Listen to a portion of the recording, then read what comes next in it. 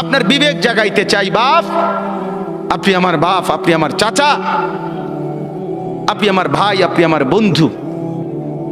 এবার যুবকরা বলেন, নওজোয়ান আপনারা বলেন, বাপ আজকে যাদের 1 বছর 6 মাস 2 বৎসর কোনো দিন ফজরের নামাজ পড়েন না, দিনের পর দিন রাতের পর রাত যায়, এভাবেই 6 মাস, এভাবেই 1 বছর, এভাবেই 2 বছর, আপনি জানেনও না ফজরের ওয়াক্ত হয় কখন, ফজরের জামাত হয় কখন। মেরে মোহতারাম, আমার ভাই, আমার বন্ধু, বলো তুমি যে কোনো দিন ফজরের নামাজ পড়লা না, তোমার গন্তব্য কোন দিকে যাচ্ছে? কোন দিকে যাচ্ছে বলেন? আপনার পরিণতি কোন দিকে যাচ্ছে? আপনি আল্লাহকে ভুলে গেছেন যে কতদিন হয়? আপনি যে আখেরাতকে ভুলে গেছেন এটা আজ কতদিন? আপনি যে কবর ভুলে গেছেন এটা আজ কতদিন? আপনার যে মালিকের কথা মনে হয় না সেটা আজ কতদিন? গোটা পৃথিবী দেখছে, আপনারাও দেখছেন। আল্লাহর দোহাই, আমি হাত ধরে ধরে প্রয়োজনে একজন একজন করে আপনার পায়ে হাত দিয়ে বলবো, আল্লাহর কসম, ফজরের নামাজ, ফজরের নামাজ, ফজরের নামাজে অভ্যস্ত হন মুসলমান। এটা আমরা আগেও বলছি বারবার। কোরআন এবং সুন্নাহর বক্তব্য হলো ফজরের ওয়াক্ত ইনকিলাব, ফজরের ওয়াক্তে আল্লাহ তাআলা বারবার আযাব দেয়, ফজরের ওয়াক্তে আল্লাহ তাআলা বারবার বিজয় দান করে। আপনারা দেখছেন মালিকের আযাব, তুরস্ক, সিরিয়া, আল্লাহর ইচ্ছা। কেন দিছেন সেটা শুধু আল্লাহই জানে, কিন্তু হয়েছে কোন ওয়াক্তে? ফজরের ওয়াক্ত। ফজরের ওয়াক্ত ভোর 4:15 বাজে, মাটির সাথে মিশে গেছে, আস্থা বাড়ি ধ্বংসস্তূপ হয়ে গেছে, গোটা পৃথিবী কাঁপতেছে, গোটা পৃথিবী সমবেদনা জানাইছে, গোটা পৃথিবী মর্মাহত হইছে, কিন্তু ফজরের ওয়াক্ত। এই কোরআনে আছে দোস্ত, কওমে লূত, লূত আলাইহিস সালামের কওম একটি জাতি যারা পুরুষে পুরুষে অপকর্ম করত, নাউজুবিল্লাহ। আল্লাহ তাআলা এই কঠিন অপরাধের কারণে তাদেরকে জীবন্ত উল্টাইয়া সাতবক জমিনের নিচের মাটি উপরে তুলে তাদেরকে জিন্দা মাটির নিচে দাফন করে দিছে, পাথরের বৃষ্টি বর্ষণ করে ধ্বংস করে দিছে। 2, কওমে আদ, এই কোরআনে আছে একটি জাতি, হুদ আলাইহিস সালামের কওম, তাদেরকে আল্লাহ তাআলা নাফরমানির কারণে, পাপের কারণে 7 দিন একটানা 7 রাত 8 দিন ঝড়ো বৃষ্টি দিয়ে, বাতাস দিয়ে, ঝড়ো হাওয়া দিয়ে আল্লাহ ধ্বংস করে দিছে, দুধের বাচ্চাটা সহ। 3 নাম্বার, এই কোরআনে আছে একটি জাতি, কওমে সামুদ, সামুদ জাতি, সালেহ আলাইহিস সালামের কওম, আল্লাহ তাআলা তাদেরকে নাফরমানির কারণে ফেরেশতার একটা বিকট চিৎকার দিয়ে একেবারে ধ্বংস করে দিয়েছে।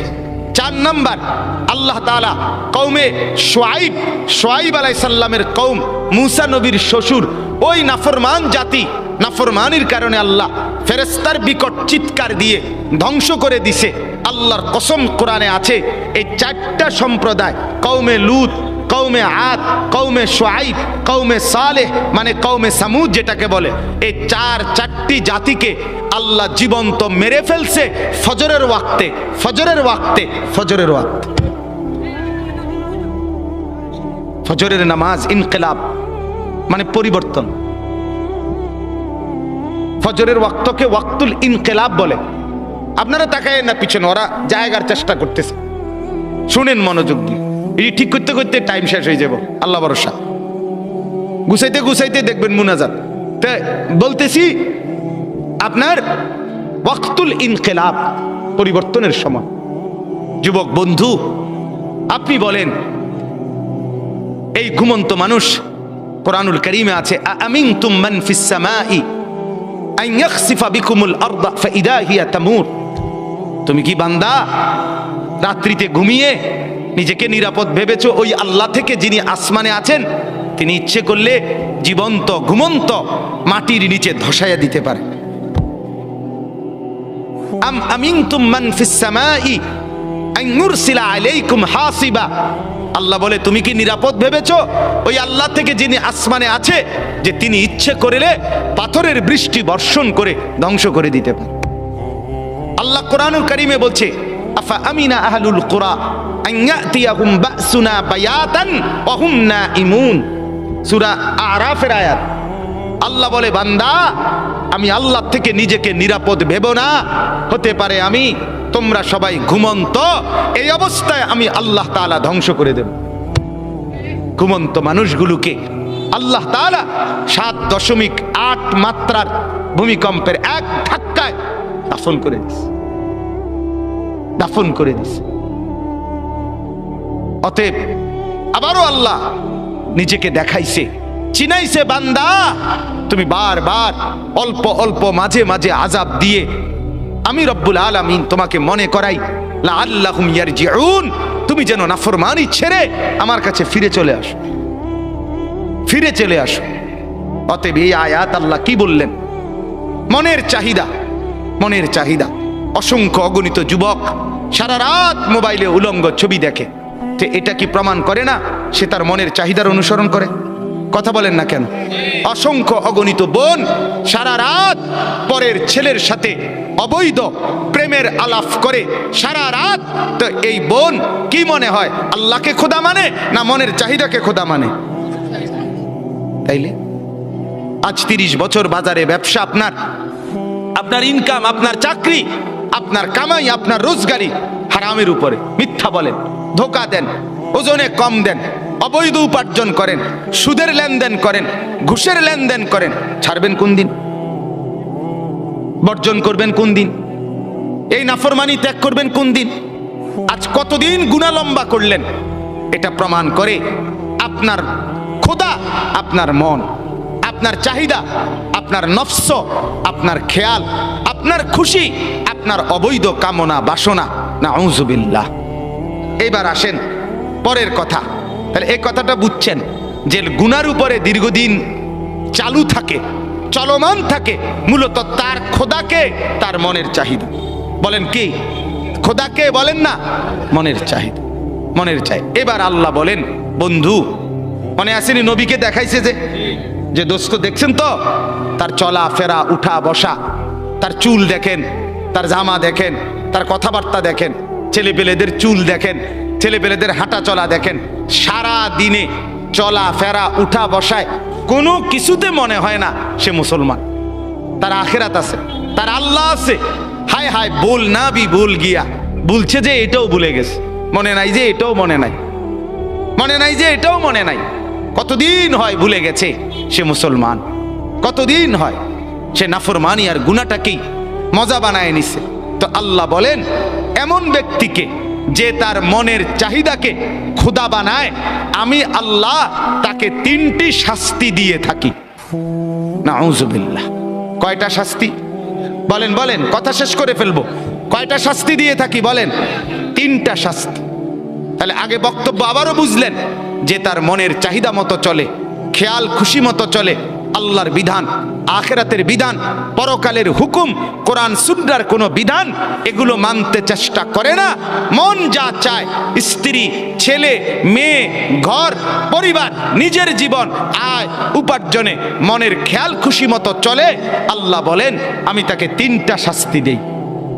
1, ওয়া আদাল্লাহুল্লাহ আলা ইলমিন, আমি তাকে জ্ঞান দিছিলাম, বিবেক দিছিলাম, বুদ্ধি দিছিলাম, বিবেচনা দিছিলাম, দিমাগ দিছিলাম, সুস্থতা দিছিলাম, বুঝার মতো দক্ষতা দিছিলাম, সাথে সাথে বুঝবার মতো উপযুক্ত কিতাব কোরআনও দিছিলাম, বুঝাইবার মতো, মানে একসাথে ব্যাখ্যা করে ফেলতেছি, বুঝাইবার মতো উপযুক্ত আলেম, ইমাম, খতিব, ওলামা, আউলিয়া, বুজুর্গ, মাশায়েখ আমি তাকে দিয়েছিলাম।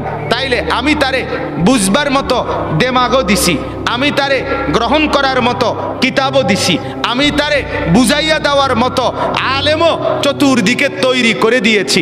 সে বিবেককেও কাজে লাগাইলো না, সে কোরআনকেও ধরলো না, আলেমকেও অনুসরণ করলো না।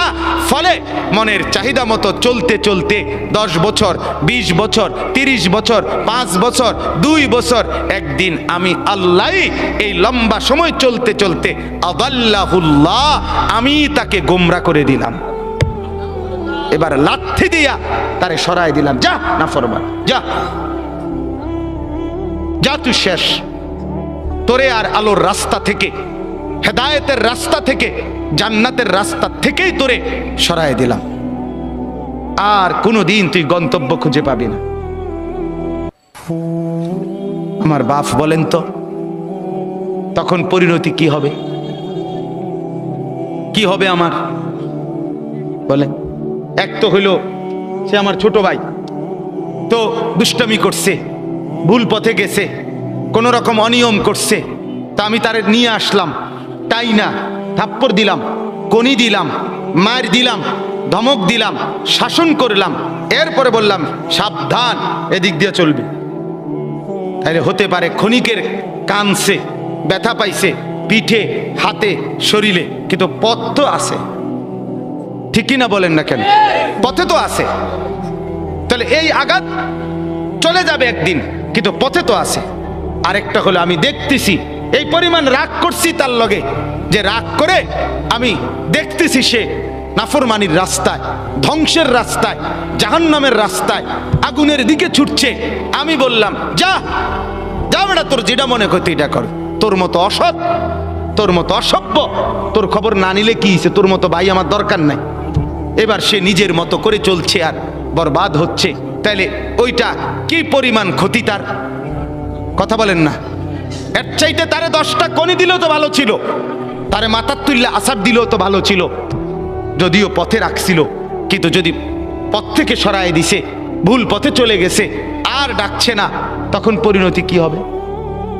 আল্লাহ তাআলা এটা বলেন, আদাল্লাহুল্লাহ, রব্বুল আলামিন বলেন, কোন নাফরমান যখন মনের খেয়াল খুশি মতো চলতে থাকে, নাফরমানি ধারাবাহিক করতে থাকে, বারবার বারবার বারবার অন্যায় করতে থাকে বান্দা, আমি রব্বুল আলামিন তখন ইচ্ছে করেই তাকে পথভ্রষ্ট করে দেই।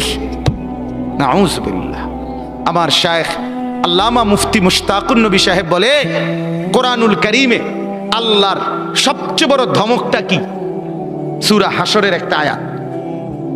কোরআনে আল্লাহ বহু জায়গায় বলছে, এই তোরে কঠিন শাস্তি দেব, কঠিন মাইর দেব, কঠিন আযাব দেব, ভয়ঙ্কর আযাব দেব। এটি সব বালা কথা, কারণ এগুলার ভয়ে ফিরে চলে আইলে তো ভালোই, কথা বুঝেন না? আর সবচেয়ে ভয়ঙ্কর কথা হইল, কোরআনে একটা আয়াত আছে সূরা হাশরে, সেটা কি? আল্লাহ বলে, ওয়ালা তাকুনু কাল্লাযীনা নাসুল্লাহ ফাআনসাহুম আনফুসাহুম।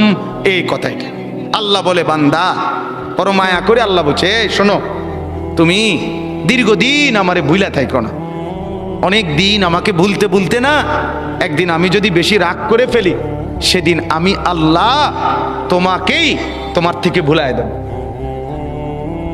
সেদিন তুমি আত্মভোলা হয়ে যাবা, তোমার আর মনে হবে না তুমি মানুষ, তোমার আর মনে থাকবে না তুমি মুসলমান, তোমার আর কোনোদিন মনে হবে না তুমি মরবা, কবরে যাইবা, প্রশ্ন করবে, কবরে আযাব হবে, আখিরাতে উঠতে হবে, আমলনামা হাতে দিবে, মিজানের পাল্লায় মাপা হবে, আমি আল্লাহর সামনে মুখোমুখি হইতে হবে, ফুলসেরাত পার হইতে হবে, জান্নাত কিংবা জাহান্নামে যেতে হবে।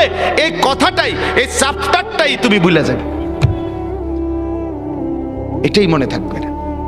হাজারো নাফরমানের জিন্দিগি এমন, হাজারো পাপীর জিন্দিগি এমন, দিবা রাত্রির 24 ঘন্টা, সপ্তাহ যায়, বছর যায়, দিন যায়, মাস যায়, তার কোনোদিন মনেও হয় না আমার আখিরাত আছে। বুঝেন না? মসজিদের সামনে, মনে করেন কথার কথা, মসজিদের সামনে চা দোকান, আজকে 10 বছর দোকানদারি করে, তার দোকান থেকে চা খাইয়া লোক মসজিদে যায়, মসজিদ থেকে বাইরে হইয়া লোকে তার দোকানে চা খায়। এই নাফরমান 10 বছর ধরে কোনোদিন তার মনে আসে নাই যে আমিও তো একটা মুসলমান, আমারও তো মসজিদে যাওয়া দরকার। কি মনে হয়? কি মনে হয়? আল্লাহ মাফ করুক, না জানি আল্লাহ তাআলা তোমারে গুমরা করে দিল, না জানি মাওলা তোমারে পথ থেকে সরায় দিল, জান্নাতের রাস্তা থেকে হটায় দিল। নাউযুবিল্লাহ। কি পরিণতি হবে? এজন্য গুনাহ, আমি প্রতিদিন বলি এ কথাকে, অনুরোধ করি, গুনাহ লম্বা হইতে দিবেন না, নাফরমানি লম্বা হইতে দিয়েন। সুদের লেনদেন দীর্ঘস্থায়ী বানায়েন না, ঘুষের লেনদেন দীর্ঘস্থায়ী বানায়েন না, মদ, জুয়া দীর্ঘস্থায়ী বানায়েন না। উলঙ্গ ছবি দেখা, জিনা, ব্যভিচার, গান, বাদ্য, বিভিন্ন ড্যাকসেট বাজানো, সারা রাত গান বাদ্য বাজানো। যুবক, রঙের ঘুড়ি উড়াইও না। যুবক, রঙের ঘুড়ি উড়াইও না, রঙের ঘুড়ি উড়াইও না। গুনাহ তৃপ্তি দেয় না বাপ, গুনাহ সুখ দেয় না, গুনাহ তৃপ্তি দেয় না। যে যুবক মদখোর, যে মানুষ আসক্ত মদে, সে কোনোদিন তৃপ্ত হয় না। তার আরো মদ চাই, আরো মদ চাই, আরো মদ চাই, সে তৃপ্ত হয় না। ঠিক কিনা বলেন না? যে জুয়া খেলে, জুয়া, সে কোনোদিন তৃপ্ত হয় না। হাজারো লক্ষ জুয়ারি জুয়া খেলতে খেলতে নিজের জমি, নিজের জায়গা, নিজের টাকা, নিজের ভিটা, নিজের মাটি, নিজের বসত, অসভ্য জানোয়ার এমনও আছে নিজের বউ শুদ্ধা বেচ চালায়, তৃপ্তি নাই। এই কয়দিন আগে এক যুবক উত্তরবঙ্গ থেকে আসছে আমার মাদ্রাসা ক্যান্টনমেন্টে। আইসা আমারে জড়ায় ধরে কানতেছে যে হুজুর, আমি অনলাইনে মোবাইলে জুয়া খেললা 2.5 লাখ টাকা বাবার ফার্নিচার ব্যবসার টাকা আমি নষ্ট করে ফেলছি। বাবা বের করে দিছে ঘর থেকে, এখন আর আমি কি করবো হুজুর, কিছুই বুঝতেছি না। আমি বললাম, বাবা অনলাইনে জুয়া কি? আমি তো এটাও বুঝি না বাপ। আহা, গুনাহ সুখ দেয় না, গুনাহ তৃপ্তি দেয় না। নাফরমানি যদি সুখ দিত তো ফেরাউন আর নমরুদকেই দিত। অতএব গুনাহ তৃপ্তি দেয়। যে বোনেরা, যে মারা আজকে বেপর্দা, বাজারে বাজারে বেপর্দা ঘুরে, রাস্তায় বেপর্দা হাঁটে, তাদের কোনো তৃপ্তি নাই, না স্বামীর কাছে তৃপ্তি, না বাহিরে তৃপ্তি। কারণ যে নারী একাধিক পুরুষকে দেখিয়ে শরীর, রূপ, যৌবন নিজে অভ্যস্ত, পছন্দ, তার কোনোদিন সুখ আর মিলে না, সুখ মিলে না। গুনার মধ্যে তৃপ্তি নাই। যুবক, তোমরা যদি সারা রাত পৃথিবীর সমস্ত নারী উলঙ্গ করেও যদি তোমাকে দেখানো হয়, তারপরেও তোমার তৃপ্তি হবে না, আরো দেখতে মন চাইবে, আরো দেখতে মন চাইবে, আরো দেখতে মন চাইবে। অথচ রব্বুল আলামিন যাকে একজন স্ত্রী দিয়েছে, হালাল স্ত্রী, সে একজন স্ত্রী দ্বারাই তৃপ্ত হয়ে যায়। হালালের একজন দিয়েই তৃপ্তি মেলে, হারামের লক্ষ কোটি দিয়েও তৃপ্তি মেলে না, সুখ মিলে না। গুনাহ তৃপ্তি দেয় না, গুনাহ স্বস্তি দেয় না। অনুরোধ করছি, গুনাহ আগুন, গুনাহ আগুন, আগুন লাগলে সুখ মিলে না।